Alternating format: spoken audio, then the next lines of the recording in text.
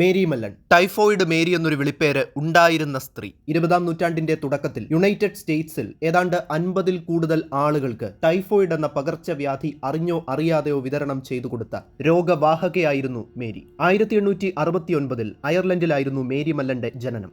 1883-ലോ 84-ലോ മറ്റോ ആണ് അയർലൻഡിൽ നിന്നും മേരി യുണൈറ്റഡ് സ്റ്റേറ്റ്സിലേക്ക് കുടിയേറിയത്. 1906-ൽ ചാൾസ് ഹെൻറി വാരൻ എന്നു പേരുള്ള ധനികനായ ഒരു ബാങ്കർ മേരിയെ തന്റെ വീട്ടിലെ പാചകക്കാരിയായി നിയമിച്ചു. അങ്ങനെ തന്റെ 37-ാമത്തെ വയസ്സിൽ മേരി അവിടെ ആ വീട്ടിൽ ഒരു കുക്കായി തന്റെ ജോലി തുടങ്ങി. യുണൈറ്റഡ് സ്റ്റേറ്റ്സിന്റെ ഭാഗമായുള്ള ലോങ് ഐലൻഡ് എന്ന ദ്വീപിന്റെ വടക്കൻ തീരത്തുള്ള ഓയിസ്റ്റർ ബേ എന്ന സ്ഥലത്തായിരുന്നു ചാൾസിന്റെ വീട് സ്ഥിതി ചെയ്തിരുന്നത്.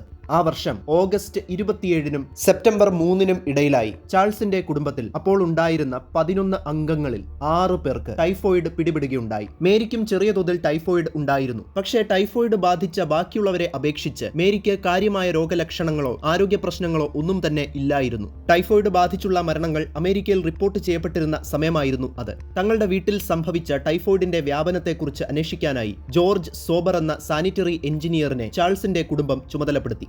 1907 ജൂൺ 15-ാം തീയതി ജോർജ് തന്റെ കണ്ടെത്തലുകൾ സമാഹരിച്ച് ഒരു പ്രബന്ധമാക്കി ജമ എന്ന ജേണലിൽ പ്രസിദ്ധീകരിച്ചു. അതിൽ എന്തൊക്കെയാണ് പറഞ്ഞിട്ടുണ്ടായിരുന്നത്? ചാൾസിന്റെ കുടുംബത്തിൽ അഥവാ വാരൻ ഫാമിലിയിൽ പടർന്നു പിടിച്ച ടൈഫോയിഡിന്റെ ഉറവിടം എന്തായിരുന്നു? ശുദ്ധജലത്തിൽ വളരുന്ന ക്ലാംസ് അഥവാ കക്കകളെ ഭക്ഷിച്ചത് കാരണമായിരിക്കാം ടൈഫോയിഡ് പിടിപെട്ടിട്ടുണ്ടാവുക എന്നാണ് ജോർജ് ആദ്യം കരുതിയത്. പക്ഷേ രോഗബാധിതരായ എല്ലാവരും കക്ക ഇറച്ചി കഴിച്ചിട്ടില്ല എന്ന് ജോർജ് മനസ്സിലാക്കി. ഇതിനുശേഷം ജോർജിന്റെ ശ്രദ്ധ മേരിയിലേക്ക് തിരിഞ്ഞു. അയാൾ അവരെ സംശയിച്ചു. ഒരുപക്ഷെ ഇപ്പോൾ ചാൾസിന്റെ കുടുംബത്തിൽ ഉണ്ടായിരിക്കുന്ന ഈ രോഗവ്യാപനത്തിന്റെ സ്രോതസ് മേരിയാണെങ്കിലോ എന്ന് അയാൾക്ക് തോന്നി. ഇത് കണ്ടെത്താനായി ജോർജ് മേരിയുടെ പിറകെ കൂടി. ജോർജിന് തന്റെ വാദം അരക്കിട്ടുറപ്പിക്കാനായി മേരിയുടെ രക്തത്തിന്റെയും മലത്തിന്റെയും മൂത്രത്തിന്റെയും സാമ്പിളുകൾ ആവശ്യമായിരുന്നു. അത് ശേഖരിക്കാൻ ശ്രമിച്ചെങ്കിലും പരാജയമായിരുന്നു ഫലം. ചാൾസിന്റെ കുടുംബത്തിൽ ഒരു കുക്കായി ജോലിയിൽ പ്രവേശിക്കുന്നതിന് മുന്നേ മേരി 8ഓളം കുടുംബങ്ങളിൽ ഒരു പാചകക്കാരി എന്ന നിലയിൽ പ്രവർത്തിച്ചിട്ടുണ്ടായിരുന്നുവെന്ന് ജോർജ് കണ്ടെത്തി. ആ കുടുംബങ്ങളിൽ തന്നെ 7ഓളം കുടുംബങ്ങളിലായി 22ഓളം പേർക്ക് ടൈഫോയിഡ് ബാധ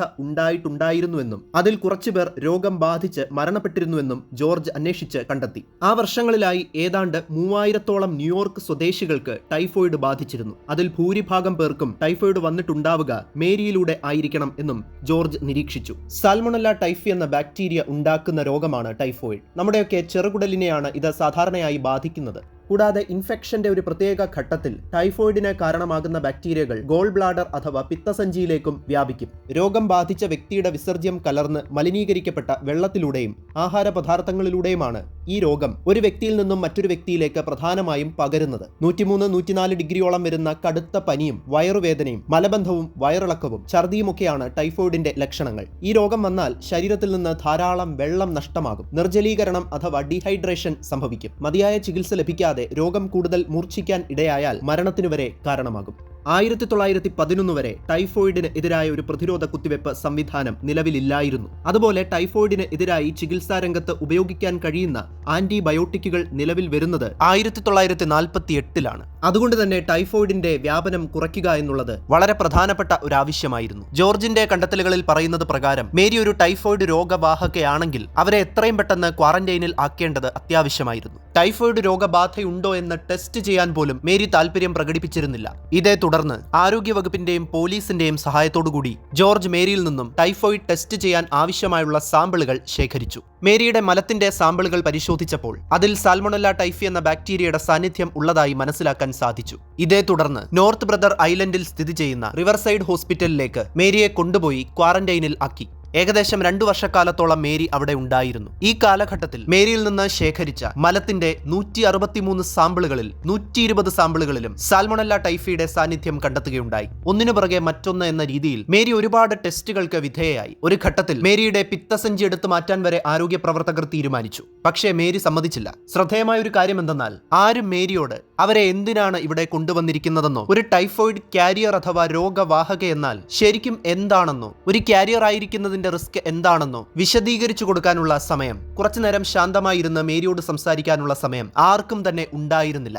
ഹെക്സാമെത്തിലീനമീൻ, യൂറോട്രോപ്പിൻ, ലാക്സേറ്റീവ്സ്, ബ്രൂവേഴ്സ് ഈസ്റ്റ് എന്നിങ്ങനെ നിരവധി മരുന്നുകൾ അവർ മേരിയിൽ പരീക്ഷിച്ചു. 1910 പുതിയ ഹെൽത്ത് കമ്മീഷണർ ചാർജ് എടുത്തതോടുകൂടി മേരിയെ സ്വതന്ത്രയാക്കാൻ തീരുമാനിച്ചു. സ്വതന്ത്രയാക്കുക മാത്രമല്ല, പാചകമല്ലാതെ മേരിക്ക് മറ്റൊരു തൊഴിൽ കണ്ടെത്തി കൊടുക്കാനുള്ള ഉദ്ദേശവും പുതിയ ഹെൽത്ത് കമ്മീഷണറിന് ഉണ്ടായിരുന്നു. പക്ഷേ സ്വതന്ത്രയായതിനു ശേഷം മേരി പിന്നെയും തന്റെ വഴിക്ക് പോയി. തന്നെ പരിചയമില്ലാത്ത ആളുകളുടെ വീട്ടിൽ വിശ്വാസം സ്ഥാപിച്ചുകൊണ്ട് ഒരു പാചകക്കാരിയായി വീണ്ടും അവർ തന്റെ ജോലി തുടർന്നു. അവിടെയെല്ലാം മേരി ബ്രൗൺ എന്ന പേരിലാണ് അവർ തന്നെ സ്വയം പരിചയപ്പെടുത്തിയത്.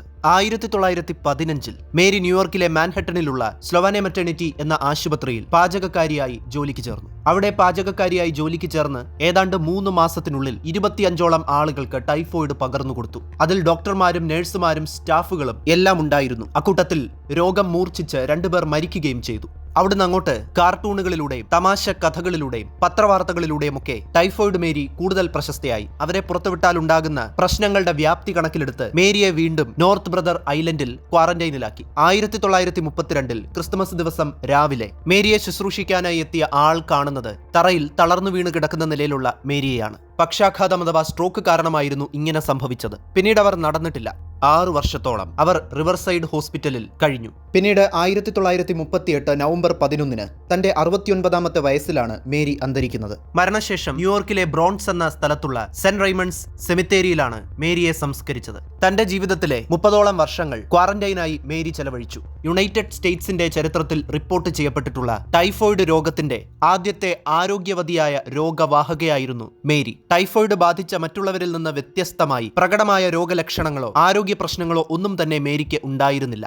ഇതുകൊണ്ട് തന്നെ അവർ ഒരു അസിംപ്റ്റമാറ്റിക് ഹെൽത്തി കാരിയർ ആയിരുന്നു എന്ന് പറയാം. അതായത് രോഗലക്ഷണങ്ങളൊന്നും പ്രകടിപ്പിക്കാത്ത ആരോഗ്യവതിയായ ഒരു രോഗവാഹക. ടൈഫോയിഡ് എന്ന രോഗത്തെക്കുറിച്ചോ താൻ ഒരു ടൈഫോയിഡ് കാരിയർ ആണ് എന്നുള്ളതിനെക്കുറിച്ചോ താൻ വിധേയയായ മെഡിക്കൽ ടെസ്റ്റുകളെക്കുറിച്ചോ അതിന്റെയൊക്കെ സീരിയസ്നെസ്സിനെ കുറിച്ചോ ഒന്നും മേരിക്ക് കാര്യമായ അവബോധം ഉണ്ടായിരുന്നില്ല. അവരെ സംബന്ധിച്ചിടത്തോളം എത്രയും പെട്ടെന്ന് ഒരു പാചകക്കാരിയായി ജോലിയിൽ പ്രവേശിച്ച് ആളുകൾക്ക് വെച്ചു വിളമ്പണം എന്നുള്ളത് മാത്രമായിരുന്നു വലിയ കാര്യം. മേരിക്ക് കൃത്യമായ അവബോധം നൽകുന്നതിലും കൗൺസിലിംഗ് നൽകുന്നതിലും ആരോഗ്യ പ്രവർത്തകർക്ക് വീഴ്ച പറ്റിയിട്ടുണ്ട്. എന്നാൽ മേരിക്ക് ഇതിനെക്കുറിച്ചെല്ലാം ഗ്രാഹ്യമുണ്ടായിരുന്നെന്നും എല്ലാം അറിഞ്ഞു വെച്ചുകൊണ്ട് തന്റെ ഉള്ളിലുള്ള രോഗാണുക്കളെ മനഃപൂർവ്വം മേരി ആഹാരത്തിൽ കലർത്തി ആളുകൾക്ക് വിതരണം ചെയ്യുകയായിരുന്നു എന്ന് വാദിക്കുന്നവരുമുണ്ട്.